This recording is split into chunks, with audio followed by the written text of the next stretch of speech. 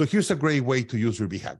I'll give you an example. The other day, we're working with a company called a BLEC, a building local exchange carrier.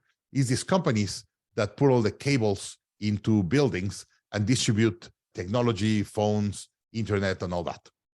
And they used to go into a building, buy a huge telecommunication system, and install all the system in the building. When we started working with them, they had one building in operation. And the building was working great, and they were making money, and they proved the model. Now they proved the product market fit. And they say, okay, we now want to go to get a great strategy, whatever, and we decide to go to 1,000 buildings. That was the BHAG. Go to 1,000 buildings. And they say, okay, but to do that, we need loans. We need to finance this growth. So we went to the bank and said, hey, bank, we want the loan to do the second building. The bank ran the financials and said, your financials are not strong. We could not give you a loan. And they said, but wait a second. Let me tell you our story. We want to be the leaders in these BLECs all around the world. And in the next 10 to 20 years, we're going to get to 1,000 buildings. Today, we need a loan probably of $50,000. Whenever we're doing 1,000 buildings, we're probably going to need $10 million or $40 million. If you give us the $50,000 today, the probability of us staying with you and banking with you whenever we need 10 or 20 or 40 million is much higher. If you deny us today, we're going to go to the bank next door, and most likely we're going to be with that bank for 20 years and get to 40 million. And the banker said, let me go back to the committee. Went back to the investment committee, came back and said, we could not give you 50, but we could give you 40. So great, we could use that. And then let me go back to the second thing we did. We went to, in this case, one of the companies that sell the communicator system, the phone system. It was called Ericsson. I went to Ericsson and said, hey, Ericsson, we want to buy this telecommunication system, blah, blah. We expressed what we needed. And they said, it's going to cost you $30,000. And we said, great, let me tell you a story. We plan to do 1,000 buildings. That's our BHAG, blah, blah, the bank. We told the full story. And the sales agent said, hey, let me go back and try to get you a discount. Because I know if you don't buy from me, you're going to go to Huawei or whatever and buy from them. And the probability of you buying your second and third telecommunication with them is much higher than with me. So let me go back to try to get you a discount.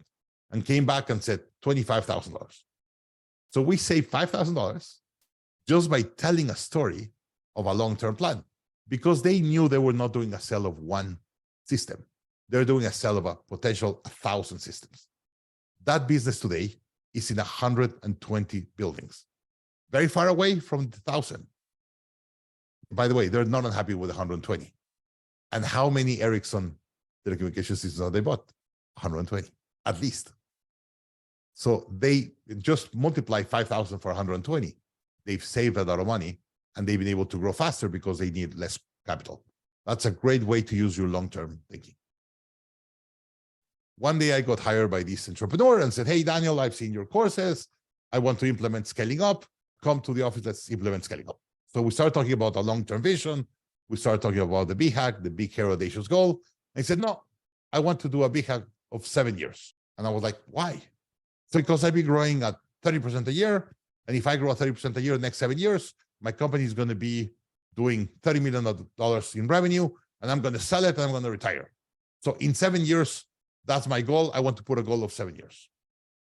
And I say, okay, fine. Can I ask you another question? Yeah. I said, who's going to buy you a strategy that is complete? And the guy said, what do you mean? Yeah, if you build a strategy and you complete it, who's going to buy you a dream that is complete? And he started being quiet. How do you do it? And I was, you put a plan for 20 years or 25 years from now, and then you grow it for 7, and then you go to the market and said, hey, look at this dream. I already have the first 7. We're on track. I built all the systems and processes. I'm selling you the dream to go from year 7 to 25. And now that person is excited about the future. So if you really want to sell your company for a high price, you have to sell the dream on a long term. So I always tell entrepreneurs, you have to build a strategy that precedes you, the amount of years you want to live with your company or run your company, because it will help build a dream and the next level for someone else to come and buy it from you and pay you a premium for it. So with entrepreneurs, they always want to be in the day-to-day. I have to get payroll and I have to do that. And then we try to send them to the future. And that's contracyclical or weird. But here's what it's very clear. The leaders that are able to have a clarity of the future, but don't lose track of the day-to-day, usually win. So let me give an analogy to this or a story. Bill Gates, in the 70s, Bill Gates told us, I'm going to put a computer in every desk running Windows.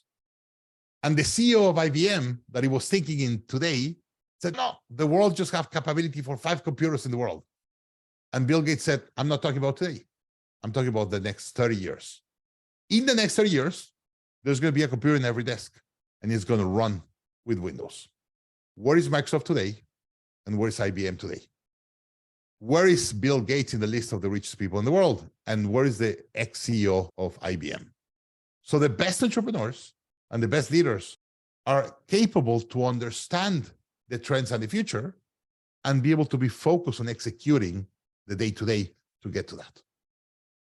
The first thing you have to do to start thinking long-term and build your BHAG, and there's a real formula that Jim Collins designed, and you have to answer 3 questions. By the way, please do not try to get to your BHAG before you answer the 3 questions independently, because people, instead of trying to answer them independently, they start immediately thinking about the future. And I was like, no, let's first answer the 3 questions. First question is, what are you deeply passionate about? Because you know it's going to be long and painful, the process. If you don't love it, the first time it gets tough or difficult, you're going to drop it. Second, what can you be the best in the world at? If you're not good doing it, you're going to be frustrated because you're going to put a lot of effort and you're not going to do a lot of progress. So you have to be passionate about it, but you also have to be really good about doing it or executing it. And the third one is, how do you make money? So if you find, you write the 3 answers, and usually we ask them to write 20 bullet points of each. And then when they put them together, they put all the 3 pieces of paper in front of them and see the trends, and then see things that repeat. And that's when they start putting it together and get to a BHAG. So before you get to your BHAG, answer your 3 questions.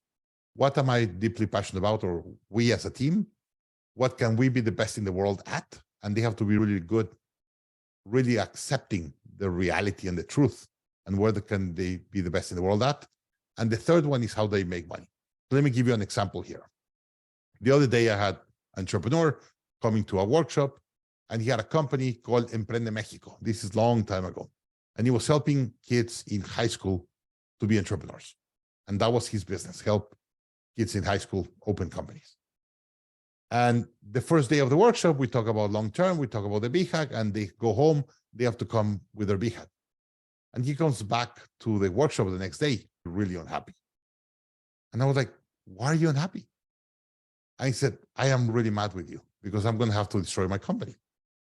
And I was like, what do you mean? And he said, I realized that when I did the BHAG, I love entrepreneurship, and that's my passion, help companies start. I want to do an incubator and help companies start. But I realized that the right thing for a person in high school is not to build a company, is to choose their college.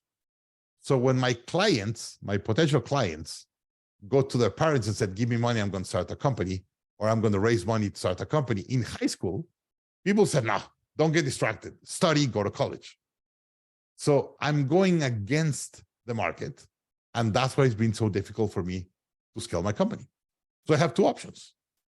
I could choose to help high school kids choose college, or I have to help college kids be entrepreneurs.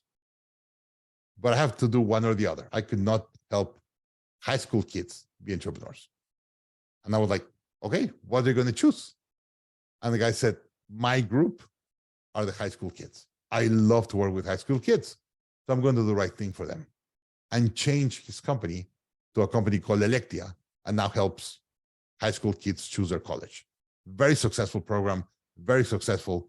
I've sent a lot of nephews and my kids to this company because he's the best one to help them choose their college.